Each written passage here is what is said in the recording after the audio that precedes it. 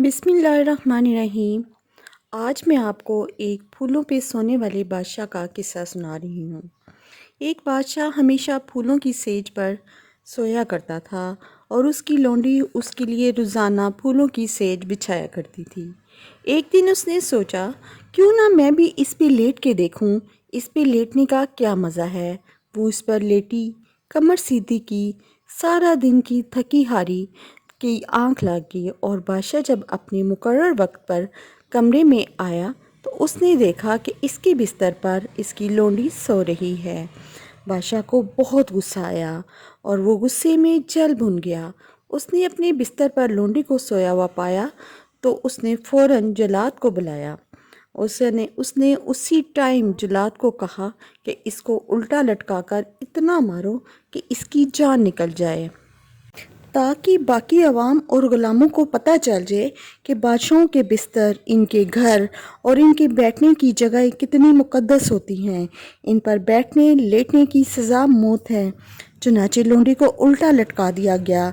जल्लाद ज़रब पे ज़रब लगा रहा था, कोड़ों पे कोड़े मार रहा था और वो चीख रही थी, चिल्ला रही थी, मुझे बचाओ, मुझे बचाओ, मुझे बहुत दर्द है, मुझे बहुत तकलीफ़ है।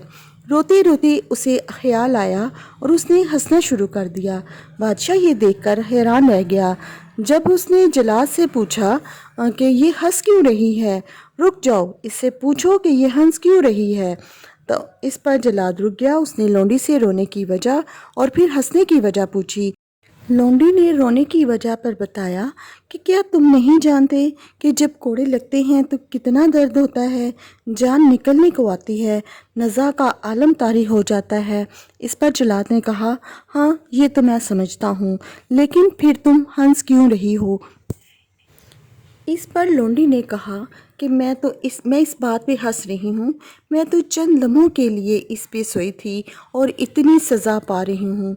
सोचो, जिनकी उम्र होगी इन फूलों पे सोते हुए, उनका क्या बनेगा।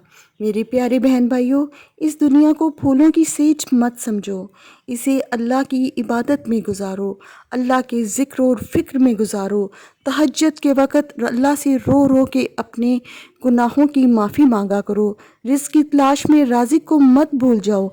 हम ये समझते हैं कि अगर हमने नमाज को टाइम दिया तो हमारे काम का हर्ज होगा, ऐसा नहीं है। रिज़्क़ देने वाला वो रब है। अगर आप अपनी दुकान या अपने काम से टाइम निकाल कर अल्लाह की नमाज के लिए जाते हो तो अल्लाह आपके रिज़्क़ में इजाफ़ा करता है।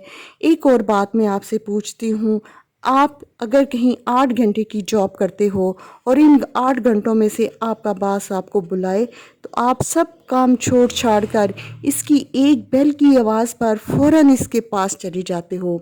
बेशक इस टाइम आप उस टाइम कितना ही ज़रूरी काम क्यों ना कर रहे हो, आपके पास आपका कितना ही करीबी दोस्त ना आया हो, चाहे आप कितना ही टेस्टी खाना क्यों ना खा रहे हो, आप सब कुछ छोड़कर उसके पास पहुंच जाते हैं, क्योंकि आप जानते हैं कि अगर आप उसकी एक आवाज़ पर उसके पास ना गए तो वो आपकी जॉब ख़त्म कर देगा, आपका रिस्क बंद कर देगा।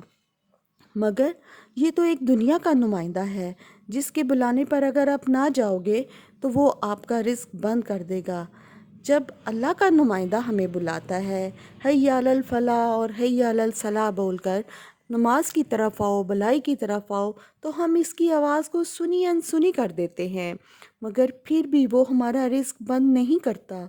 कितना रहीम है मेरा अल्लाह, कितना करीम है मेरा अल्लाह कि हम जिसकी नाफरमानी करते हैं उसकी आवाज़, उसके नुमाइंदे की आवाज़ पर नहीं जाते, नमाज के लिए नहीं जाते, वो फिर भी हमारा रिस्क बंद नहीं करता। जिसकी नाफरमानी करके हम रात को सोते हैं, सुबह हमारे उठने से पहले उसने हमारे रिस्क का इंतज़ाम किया होता है। हम उसकी नाफरमानी पे नाफरमानी किए जाते हैं, लेकिन कभी भी उसने हमारा रिस्क बंद नहीं किया। और अल्लाह कहता है कि जब भी मेरा बंदा मुझे पुकारता है, मैं उसकी तरफ, अगर वो मेरी तरफ चल के आता है तो मैं उसकी तरफ भाग के आता हूँ। अगर बंदा ज़रा सी तौबा करता है तो मैं फ़ौरन उसकी तौबा कबूल करता हूँ। तो कितना रहीम है मेरा अल्लाह। मेरे प्यारे बहन भाइयों, اس ویڈیو کا مقصد صرف یہی ہے کہ دنیا کے کاموں میں اتنا مصروف مت ہو جاؤ کہ اپنے اس رحیم اور کریم اللہ کو بھول جاؤ، کیونکہ آخر کو ہمیں لوٹ کر اسی کے پاس جانا ہے۔ اس کے ساتھ ہی مجھے اجازت دیجیے، اگر آپ کو ویڈیو پسند آئے تو اس کو شیئر کر دیجیے گا، صدقہ جاریہ سمجھ کے، کیونکہ شاید ہماری بات کسی کے دل میں اتر جائے۔ اس کے ساتھ ہی اوکے جی، اللہ حافظ، اپنا بہت سا خیال رکھیے گا اور دعاؤں میں یاد رکھیے گا۔